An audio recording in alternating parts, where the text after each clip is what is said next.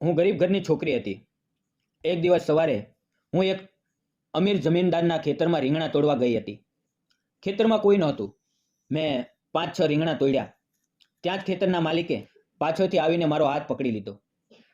તે માલિક ખૂબ ખરાબ માણસ હતો. તેણે મારા પર જબરદસ્તી કરવાનું શરૂ કર્યું. તે જ વખતે ખેતરના માલિકનો દીકરો ત્યાં આવી ગયો. મારી ચીસ સાંભળીને તે દોડતો આવ્યો. તો નમસ્કાર મિત્રો, મારું નામ કલ્પના છે. હું ગામમાં રહું છું. અમે ખૂબ ગરીબ છીએ. અમારી પાસે ખેતી નથી. મારા માતા પિતા મજૂરી કરીને ઘર ચલાવે છે. અમારું કુટુંબ નાનું છે. હું, મારા માતા પિતા અને એક નાનો ભાઈ. આ વાત તે સમયની છે જ્યારે હું 25-26 વર્ષની હતી. તે વખતે હું જુવાન અને સુંદર હતી. અમારા ઘરથી થોડે દૂર એક મોટા જમીનદારની ખેતી હતી. લોકો તેમને કાકા સાહેબ કહીને બોલાવતા હતા. તેમના ખેતરમાં ઘણી બધી શાકભાજી, જેમ કે રીંગણ, બટાકા અને અન્ય શાકભાજી ઉગાડવામાં આવી હતી. અમારા ઘરની હાલત સાવ ગરીબ હતી અને માતા પિતાની મહેનતની કમાણીથી જ ઘર ચાલતું હતું. મારી માતા ઘણીવાર કાકા સાહેબના ખેતરમાં મજૂરી કરતી. કાકા સાહેબ સારા માણસ હતા. તેઓ અમને કહેતા, જો શાકભાજી જોવે તો લઈ જજો. એટલે અમે ક્યારેક તેમના ખેતરમાંથી શાકભાજી લઈ આવતા. કાકા સાહેબનો એક ભાઈ હતો. તે ક્યારેક ગામમાં આવતો. તેનો સ્વભાવ ખૂબ ગુસ્સાવાળો હતો. કાકા સાહેબનો નાનો દીકરો અમોલ ખૂબ સારો હતો અને કોલેજમાં ભણતો હતો. એક દિવસ રવિવાર હતો. અમારા ઘરમાં શાકભાજી કંઈ નહોતું. મમ્મીએ કહ્યું, જા કાકા સાહેબના ખેતરમાંથી થોડા રીંગણા લઈ આવ. તેમણે જ કહ્યું હતું કે જ્યારે જોવે ત્યારે લઈ જજો. બસ હું સવારે નાહી ધોઈને પંજાબી ડ્રેસ પહેરીને કાકા સાહેબના ખેતરમાં રીંગણ લેવા ગઈ. સવારનું વાતાવરણ ખૂબ સુંદર હતું. ચારે બાજુ ઝાકળ જમા થયેલો હતો. પાંદડા અને ફૂલો પર ઝાકળના ટીપા ચમકતા હતા. આ ખેતર મને ખૂબ ગમતું. ત્યાં જવામાં મને હંમેશા આનંદ થતો. હું રીંગણના ખેતરમાં ગઈ. કાકા સાહેબે 2 એકરની રીંગણીની ખેતી હતી અને તેમાં ઢગલા બંધ રીંગણા લાગેલા હતા. મેં એક થાળીમાં 7-8 રીંગણા તોડ્યા. ત્યાં જ પાછળથી કાકા સાહેબનો ભાઈ અણ્ણા સાહેબ આવી ગયો અને મારો હાથ પકડી લીધો. તેમને લાગ્યું કે હું ચોરી કરું છું, એટલે તેણે મને દાટવાનું શરૂ કર્યું. હું ખૂબ સુંદર હતી અને તે મારી તરફ ખરાબ નજરે જોતો હતો. મેં તેમને ઘણું કહ્યું, સમજાવવાનો પ્રયાસ કર્યો, પણ તેમને લાગ્યું કે હું ખરેખર ચોરી કરવા આવી છું. તે જ વખતે અચાનક કાકા સાહેબનો દીકરો અમોલ ત્યાં આવી ગયો. મારી ચીસ સાંભળીને અમારી તરફ દોડ્યો. અણ્ણા સાહેબે તેને જોયો અને તરત જ મને છોડી દીધી. અમોલ ત્યાં પહોંચ્યો તો અણ્ણા સાહેબે નાટક શરૂ કર્યું અને મારા પર સીચો પાડવા લાગ્યા. ચોરી કરા છો? આવું કેમ કરે છે? જો આની થાળીમાં રીંગણા છે. હું રડતા રડતા બોલી, અમોલ સાહેબ, હું ચોરી નહોતી કરતી. ગઈકાલે કાકા સાહેબે કહ્યું હતું કે રીંગણ જોવે તો લઈ જજો, એટલે હું સવારે રીંગણ લેવા આવી હતી. અમોલે કહ્યું, કાકા તમે આને છોડી દો, હું જોઉં છું શું કરવું. અણ્ણા સાહેબ ત્યાંથી ચાલ્યા ગયા. હું અમોલ તરફ જોવા લાગી. મને થોડી રાહત થઈ. અમોલે કહ્યું, તું ડર નહીં, સાફ સાફ કહે શું થયું હતું. મેં કહ્યું, જ્યારે હું રીંગણ તોડતી હતી ત્યારે અણ્ણા સાહેબ પાછળથી આવ્યા. તેમણે મારો હાથ પકડ્યો અને ત્યાં જ તમે આવી ગયા, એટલે હું બચી ગઈ. આ સાંભળીને અમોલને ખૂબ દુઃખ થયું. તેણે કહ્યું, ચાલ મારી સાથે. હું તેની પાછો ગઈ. તેણે મારી થેલી અડધી રીંગણથી ભરી દીધી અને ગુવારની શીંગો, ભીંડો અને અન્ય શાકભાજી પણ તોડીને આપ્યા. તેણે અલગ અલગ થેલીઓમાં શાકભાજી ભરી આપી અને બોલ્યા, જો બીજું કંઈ જોઈએ તો લઈ જજે, ડર નહીં, હું છું ને. મેં કહ્યું, ઠીક છે અમોલ સાહેબ. અમોલ હસતા હસતા બોલ્યો, મને સાહેબ નહીં કહે, મારું નામ અમોલ છે. અને હા, હું તો ભૂલી જ ગયો, તારું નામ શું છે? મેં કહ્યું, મારું નામ કલ્પના છે. અમોલે કહ્યું, તું કેટલું ભણી છે? મેં જવાબ આપ્યો, મારું ભણતર પૂરું થઈ ગયું છે, હું ગ્રેજ્યુએટ છું. આ સાંભળીને તેને આશ્ચર્ય થયું અને તેણે કહ્યું, સાચું? તું ગ્રેજ્યુએટ છે? વાહ, તું તો ભણેલી ગણેલી છે. પછી તેણે પૂછ્યું, તારા માતા પિતા શું કરે છે? મેં કહ્યું, અમે અહીંયા નજીકમાં રહીએ છીએ. અમારું એક નાનું ઝૂંપડું છે. અમારી પાસે ખેતીવાડી કંઈ નથી. અમે મજૂરી કરીને જ ગુજરાન ચલાવીએ છીએ. મારી માતા તમારા ખેતરમાં કામ કરવા આવે છે. તે બોલ્યો, તો હવે તું શું કરા છો? મેં કહ્યું, હજી કંઈ નથી, નોકરી શોધું છું. તે હસ્યો અને બોલ્યો, ઠીક છે, રહેવા દે. જ્યાં સુધી તને નોકરી ન મળે ત્યાં સુધી તું ખેતરમાં કામ કર. મેં કહ્યું, ઠીક છે. અને બીજે દિવસથી જ હું ખેતરમાં કામ કરવા આવવા લાગી. અમોલને પણ કોલેજની રજાઓ મળી ગઈ હતી. તે મારી ઉંમરનો જ હતો, એટલે તે પણ ખેતરમાં આવવા લાગ્યો. કદાચ હું ખેતરમાં આવતી હતી એટલે તે વધુ આવવા લાગ્યો. હું મારી માતા સાથે ખેતરમાં નીંદણ કરવા લાગી. તેમની ખેતી ખૂબ મોટી હતી. અમોલ ખેતરમાં આવતો, મારી તરફ જોતો અને હસતો. હું પણ તેની તરફ જોઈને શરમાઈને નજર નીચી કરતી. અમારી ઉંમર એક સરખી હોવાથી અમને એકબીજાની સંગત સારી લાગવા લાગી. એક દિવસ માતા ગામમાં ગયા હતા. તે દિવસે હું એકલી જ કામે આવી. જ્યારે અમોલ ખેતરમાં આવ્યો ત્યારે તેના પિતા કાકા સાહેબ ખેતરમાં નહોતા આવતા. હું ખેતરમાં ઘઉંનું નીંદણ કરતી હતી. ત્યાં દૂરથી બુલેટનો અવાજ આવ્યો. અમોલ પોતાની બુલેટ પર આવ્યો. તેણે સફેદ શર્ટ અને કાળી પેન્ટ પહેરી હતી. આંખોમાં સનગ્લાસ હતા અને બુલેટ પર બેસેલો તે કોઈ ફિલ્મના હીરો જેવો લાગતો હતો. તે સીધો મારી પાસે આવ્યો અને મારી બાજુમાં ઊભો રહીને વાતો કરવા લાગ્યો. તેણે પૂછ્યું, શું કરે છો? મેં કહ્યું, ઘઉંનું નીંદણ કરું છું. તેણે પૂછ્યું, તારી માતા નથી આવી? મેં કહ્યું, મારી માતા ગામ ગયા છે, તે 2 દિવસ નહીં આવે, એટલે હું એકલી આવી છું ખેતરમાં કામ કરવા. વાતો કરતાં કરતાં તે મને ત્રાંસી નજરે જોવા લાગ્યો. હું પણ ક્યારેક તેની તરફ જોતી. અમારી નજરો વારંવાર મળતી.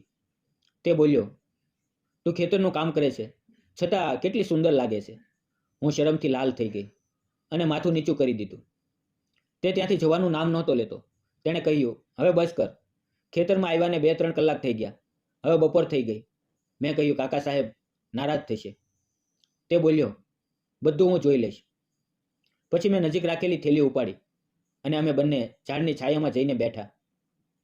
તેણે પૂછ્યું, થેલીમાં શું લાવી છે? મેં કહ્યું, ગુવારનું શાક અને રોટલી.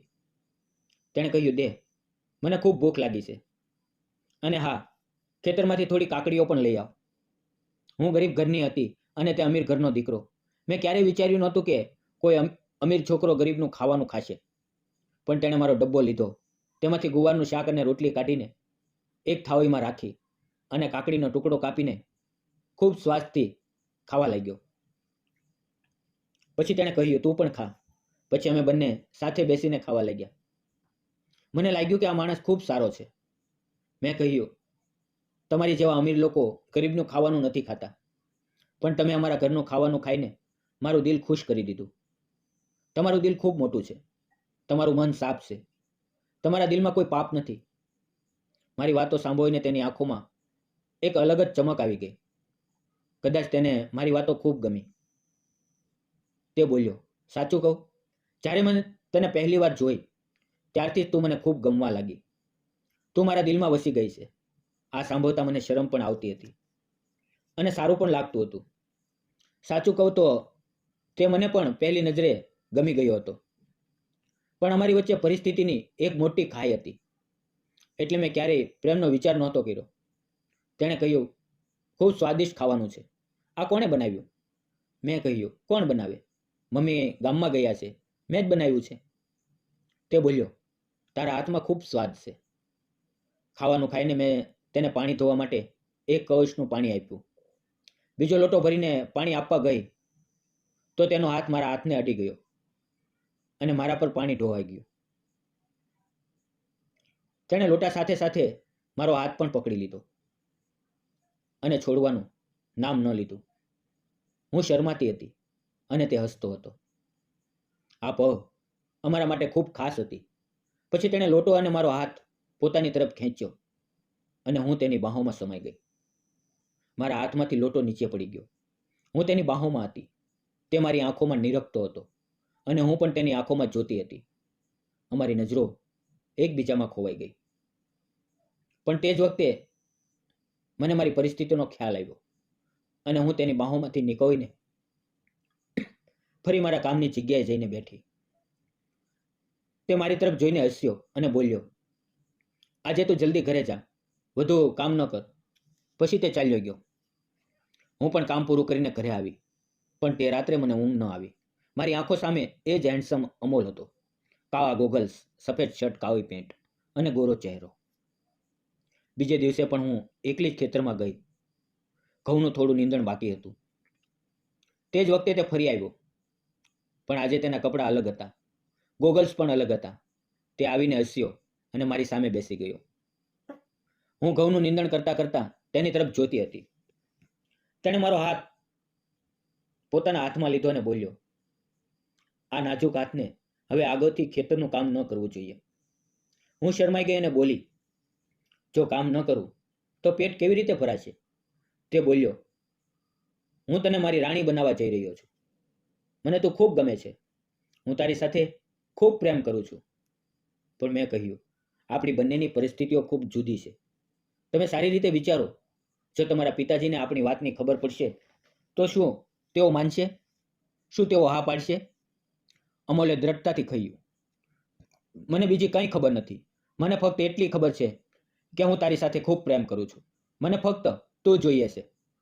આટલું કહીને તેણે મને પોતાની બાહોમાં ભરી લીધી.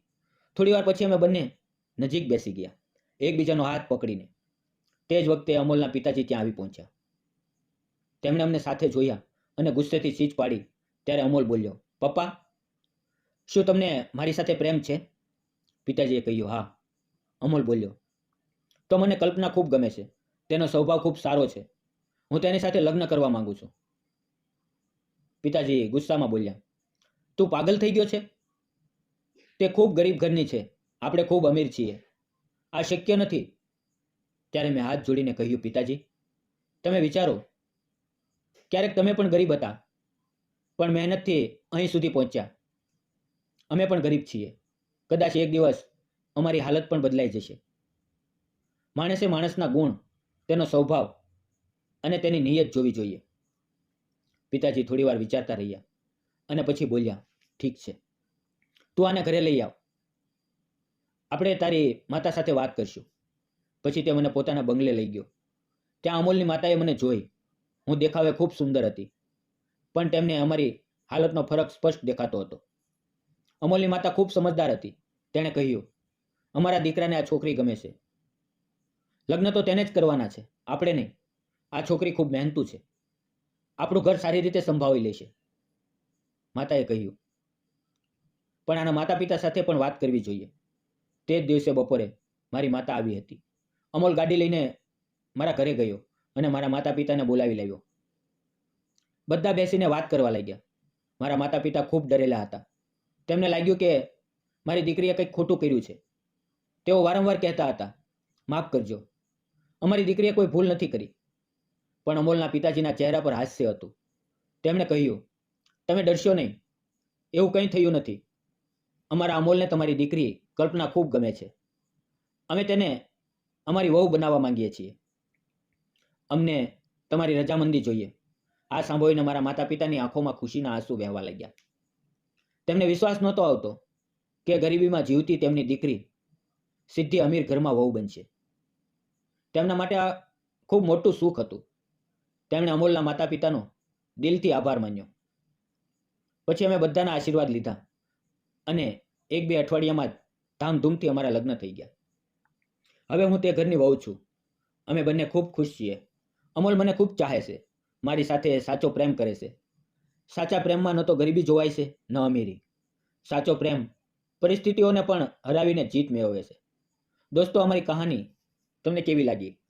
જો સારી લાગી હોય તો વિડીયોને લાઇક, શેર અને ચેનલને સબસ્ક્રાઇબ કરવાનું ન ભૂલતા. અને એક નાની એવી કોમેન્ટ, તમારા વિચારો જરૂર જણાવજો. ફરી મળશું આવતીકાલે એક નવી વાર્તાની અંદર. ત્યાં સુધી આવજો. વિડીયોમાં આવેલા નામ, પાત્ર અને ઘટના ફક્ત કાલ્પનિક હતા. તેનો કોઈ પણ જાતિ, ધર્મ કે કોઈ પણ વ્યક્તિ સાથે સંબંધ નથી. આ વાર્તા ફક્ત મનોરંજન અને શૈક્ષણિક હેતુથી બનાવવામાં આવેલી છે. તેને અન્યથા ન જોશો. ફરી મળીએ કાલે મિત્રો. ત્યાં સુધી તમારું ધ્યાન રાખો. આવજો.